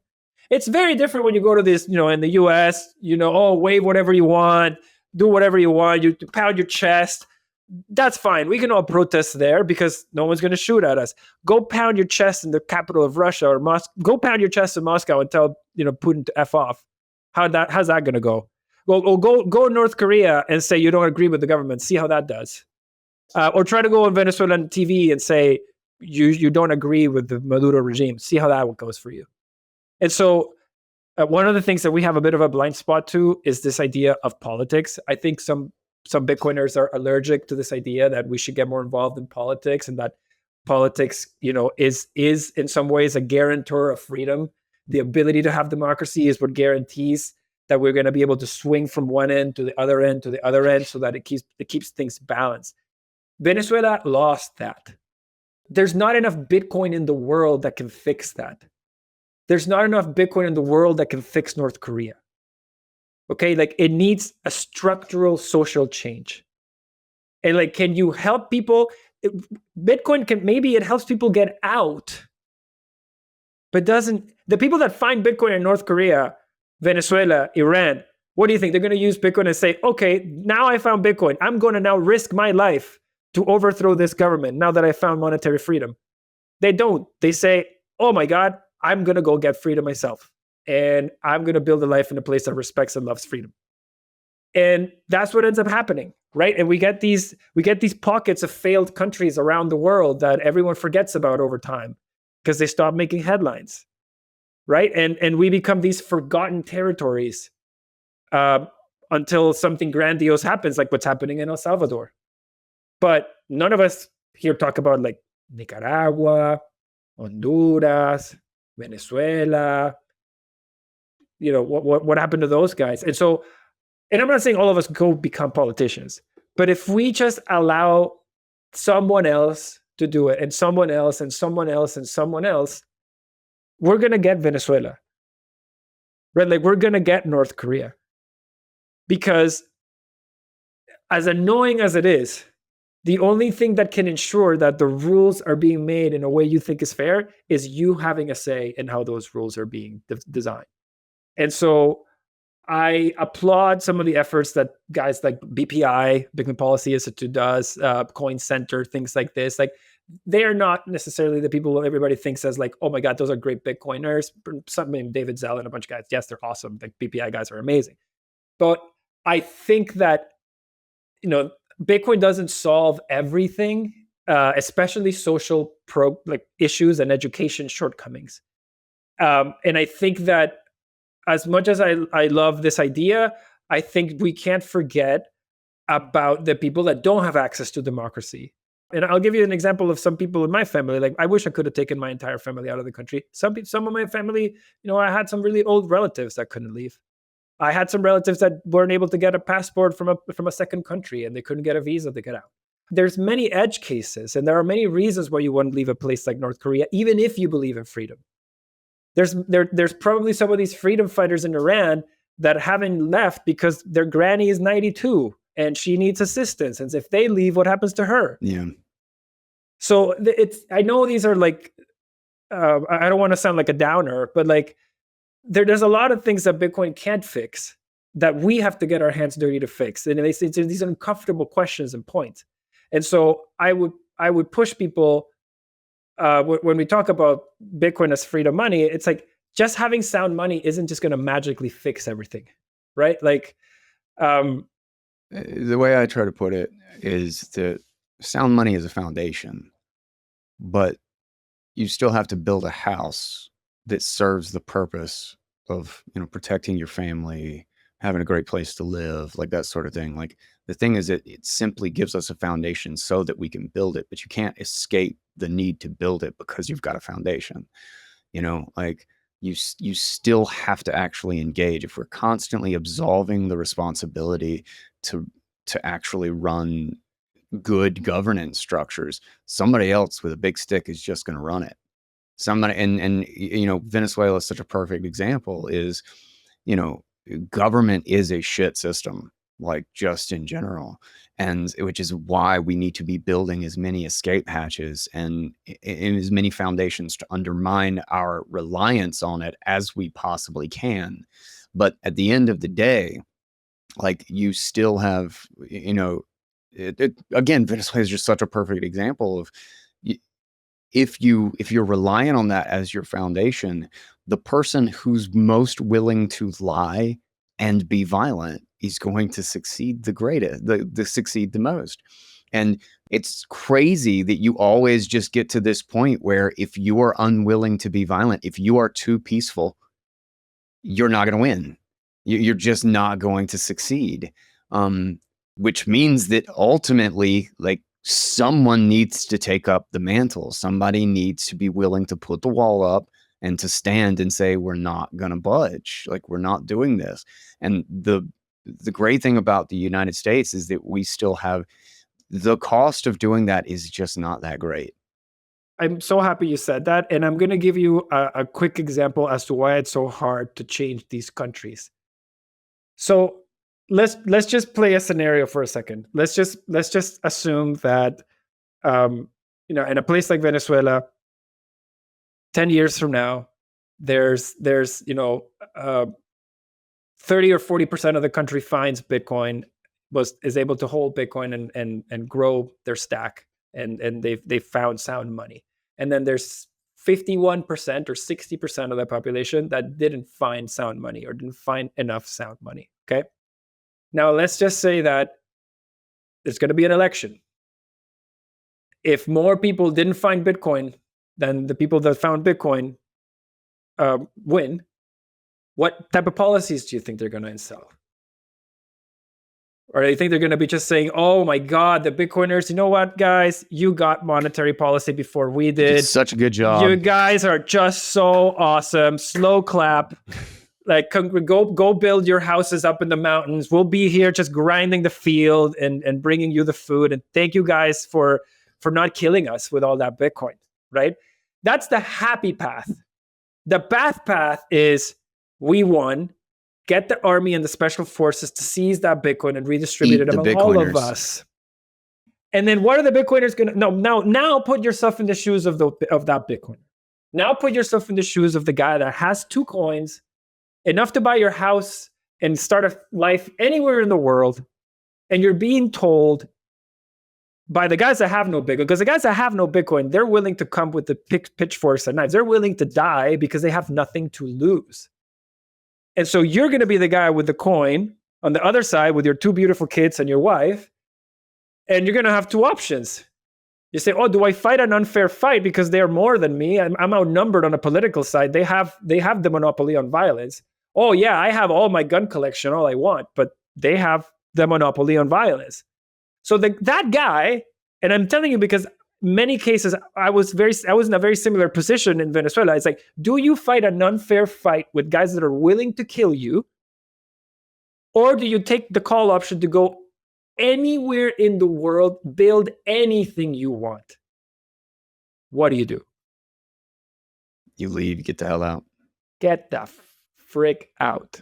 Yeah. And so what happens is it perpetuates this global inequality now. Right. And so, and it's going to build this tension. So like, we need everybody to get into Bitcoin. If we just let a bunch of us get into Bitcoin and just cross our arms and be like, yes, we're going to write this to Valhalla, we are wrong. We are not fully appreciating what is going to happen when people realize that the guys that had the Bitcoin they just created a new elite class that is just 20% again, but just a different group of people. It's going to have the same outcome regardless of the tech. And by the way, you can say, oh, lost my coins in a boating accident, all you want.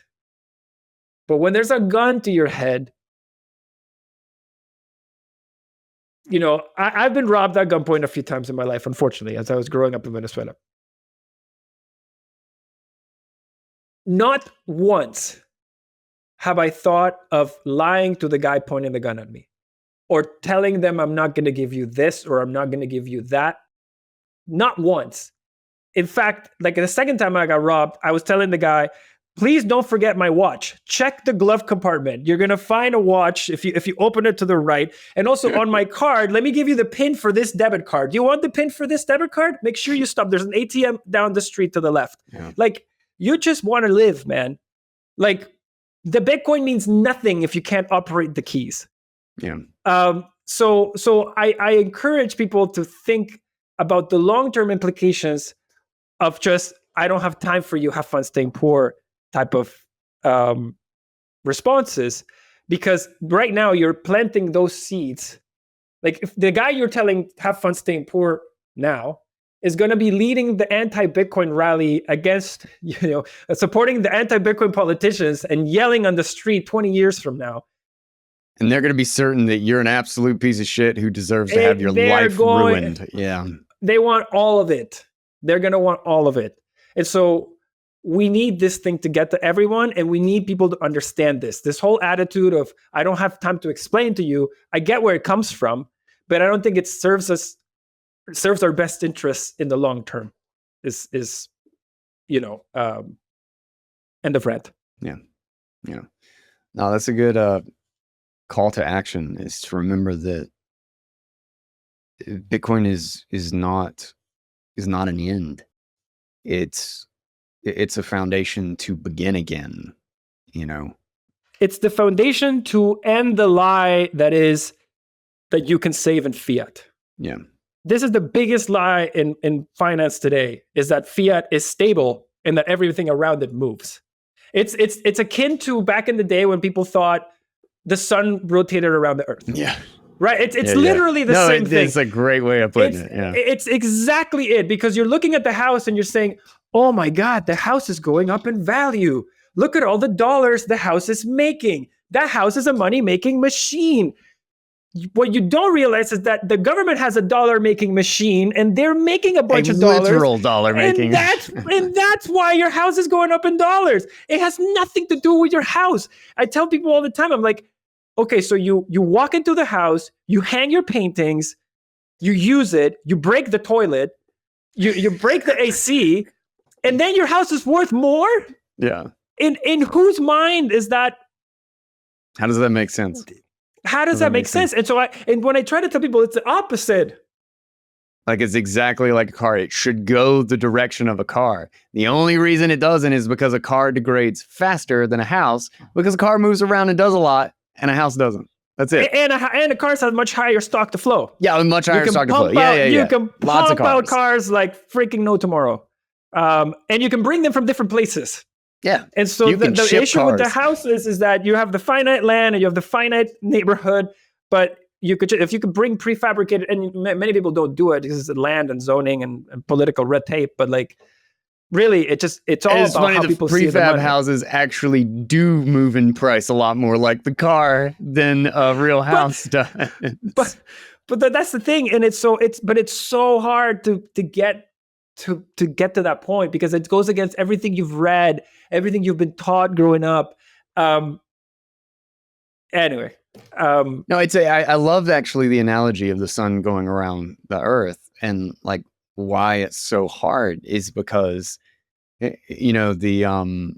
was the who was the guy? Galileo. Galileo. Yeah. But I was thinking specifically of Alan Farrington's other piece, and I'm not remembering it. Wittgenstein is, so the idea, like somebody says like, oh, well, why does it look like, or why do you think the sun revolves around the earth? It's like, well, it just looks like the sun revolves around the earth.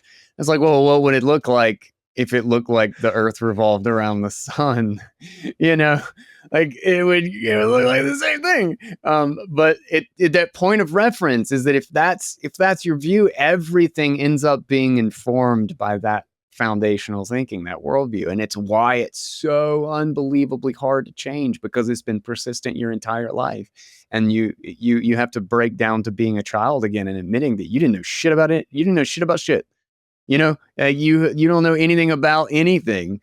And the whole, some of the fundamental concepts that you think you know about the economy are just not, they're make-believe. They're make-believe. And that's a really hard thing to admit. Most adults are as insecure as they ever were. They just reached a point where they thought that they didn't have to change their minds about things, and they could just get mad. And that's a hard reality to accept. I agree. I mean, most of my best life lessons have come from unlearning some of the stuff that I read growing up. Hell yes. Amen to that. Good God. And some of these things were even lessons that I got imparted from my dad, right? Like, I remember my dad used to tell me, I've always been an entrepreneur. My dad's always been an entrepreneur. And in Venezuela, it was really hard to have a partnership or any type of co-investor or co-founder in anything, because there was no legal system. So it was always the guy with the biggest stick that would walk out, and these partnerships almost always ended badly. And so when I was starting businesses in Canada, my dad would always say, don't get a partner. Do it yourself. Go solo. Do these things. And I remember when I was starting Ledn and I was talking to Adam, I was like, Dad, I think I need Adam for this. Like, we're going to do great. Like, he's a great complement to what I'm doing. I need a partner. And at the beginning, it was hard for them to kind of see the value in doing this. But I knew that I couldn't take this on alone. I didn't want to take this on alone because I wanted his expertise, his complementary expertise. So I unlearned that. I had to go against a lot of the things they wanted me to do it the way I thought would be right. That was one lesson, and that's just an example. The other one was growing up. I had a lot of friends whose parents were teachers and doctors, and they were all very much like, buy the book, put away money every year, put it in fiat, save it in government bonds, don't take debt, pay down your debt, pay down your mortgage. And meanwhile, I was sitting at lunch table with my dad, and my dad's general premise in life is any type of debt that you can take in single digits, take it and run. And so my dad was always, getting calls being like, how much can we get on the line? What that take 5 million, take it all. And so he was always maxing out his credit cards, maxing out his debt because he understood the inflation game. Mm-hmm. And I remember my friends used to come to me being like, Mauricio, your dad is so reckless. Like, what is your dad doing? Are you guys in debt? He is winning the best short game on planet Earth right now. And then meanwhile, here we were. My dad was taking us on vacations to Florida and like buying us nice things. And my friends' families were getting pummeled by the fiat system. And my dad, by using debt cleverly, was just getting ahead and ahead and ahead. And that was a big unlearning because I was like, wait a second, this guy that's going against all the textbooks that I have in front of me is doing phenomenally well. And the people over here that are following exactly what the textbooks say, I'm seeing them eat very little.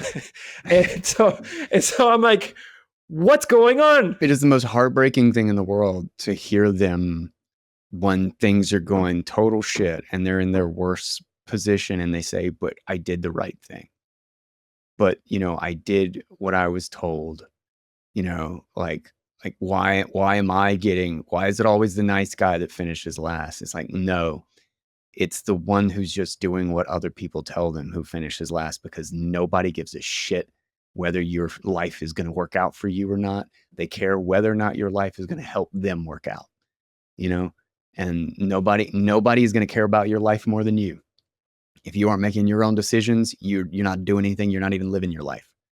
100,000,000%. I love that saying. And no one's going to come save you, man. You got to save yourself. Like, as coming from a person that has made the often difficult decision of moving countries several times for good reasons, it's never comfortable. Not had to do that one yet, but yeah, Jesus, it's leaving isn't easy. Okay, like leaving a country sounds cool. Leaving your friends, your network behind, starting from zero again, knowing nobody, it's not great. It's not a great experience, but it certainly beats staying in a sinking ship. So no one's gonna come save you from the sinking ship. I have some friends from Venezuela that still message me and they're like, "Oh man, your life's so cool abroad." Like, and I'm like, hey, you can still do it. All you need to do is get on a plane and start over.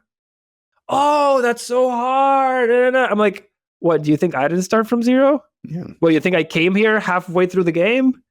Like, everyone starts from zero, whether it was your parents or your grandparents, somebody in your lineage started from zero. Don't be surprised if you're the one that has to do it again. And don't be afraid if you're the guy that has to do it again. Embrace that. Embrace that. It's going to hurt worse and it's going to cost a whole lot more to stay there for 30 years and realize you never had the time. You don't have the opportunity anymore. But yeah. Yeah. That's crazy. But there is a way out. There are beacons of freedom left in the world. Yeah. The world can be falling apart. They're growing. They're not getting smaller. I love what I'm seeing from El Salvador. I love what I'm seeing from Argentina. I really like from a financial freedom perspective, I love what's happening in the United States. And so the world is not a monolith, right? There are people that think like you and share your values. They're very smart, but you can follow their footsteps and figure out where they are if you just put in the time and the work. And you can open doors to get to these places. I know a lot of people are like, oh, how am I going to get a visa? How am I going to get a this? Man, there are people risking their life on boats, literally risking their life on a boat to get to a different country so they can start a new life. And they would prefer to die if they don't get there. And you think submitting a form for a visa application is hard? Like, I can't help you if that's how you feel, right? You can't help yourself if that's how you feel. Yeah, it's learned helplessness. But the thing is that you can have the courage to not.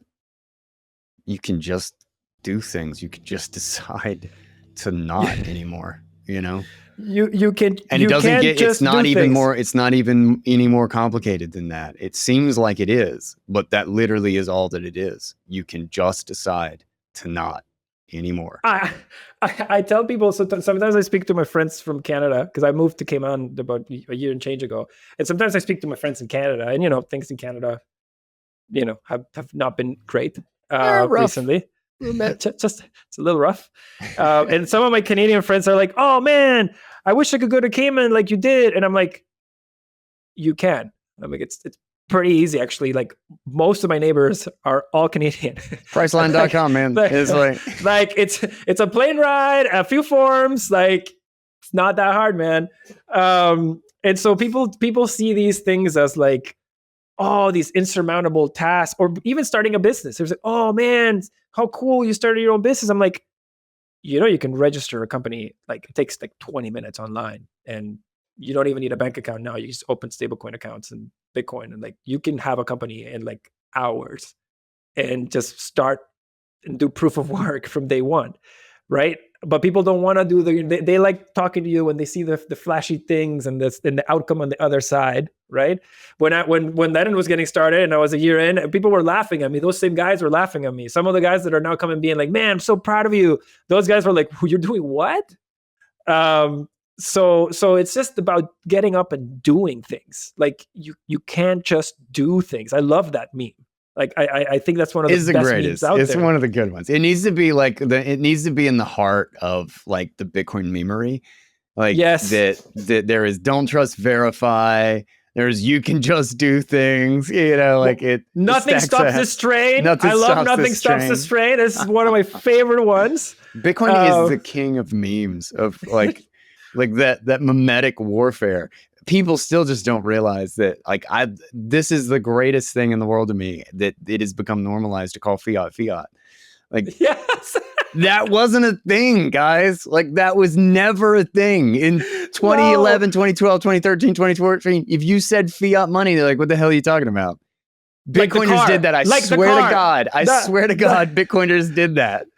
I still remember when people would say, I would say some fiat. They're like the car fiat. Like I don't. Fiat, it's not a very like good car, right? I don't think it's no. In Europe and in LATAM, you know, you've had a lot more fiats than you have in US. So like, whenever I would say much more popular, yeah, people were like, oh, what, like the car fiat? I'm like, no, fiat currency. And then, what does that mean? And now it's like, I say fiat, and it just rolls. Some people just say, oh yeah, fiat. Yeah. You know, that crappy currency. It is our greatest meme victory. It's such a great meme victory that nobody even knows we won it. Like, was that Sam Almo was saying, like, that's the singularity? You don't even notice it. It's like, that's when you know you're in the singularity. That's so I agree with you, man. Dude, I think that's a great note to end on. This was an awesome conversation, man. Thanks for coming on the show, dude. Hey, man, I've been a long time fan. I'm really happy when I saw that we were gonna do this, and now I'm more excited to get to see you, hopefully at our next conference or event soon. And, hell yeah, in person. We're gonna hang out, get a drink. Let's do it, man. Dude, that sounds good. Well, why don't you actually point people to where they can find you? Yeah, of course. So Ledn is ledn.io. Our social media is hodl with Ledn, of course. HODL with LEDN. And my personal Twitter or X handle is Cryptonomist with an A at the end. So that's where you can find me. And everything that we talked about, you can learn more about our company at ledn.io. Sweet. Yeah, we'll have links to all that good stuff in the show notes. Send me anything that you want me to add in there, and I'll just have like Mauricio's links, and we'll have a list there. So, dude, thanks. That's This good, was a trip, man. And I appreciate Pleasure's it. mine, man. Hell yeah. I hope you guys enjoyed that conversation. I had a fantastic time and just covered some really fascinating things. That story just kind of blew my mind. I hope you guys really enjoyed that. Don't forget to check out Mauricio. Don't forget to check out Ledn if you haven't. If you want to do a Bitcoin-backed loan, I'm a customer of them as well as Unchained, and they've been great. So we'll have a link and details down in the show notes for them. Don't forget to check out the HRF and their incredible newsletter, and of course, the BitKit wallet for an on-chain and Lightning non-custodial that just works. Fantastic set of tools. Just a great little tool in your tool set. And I will catch you guys on the next one. Until then, everybody, I am Guy Swan. This is Bitcoin Audible. Take it easy, guys.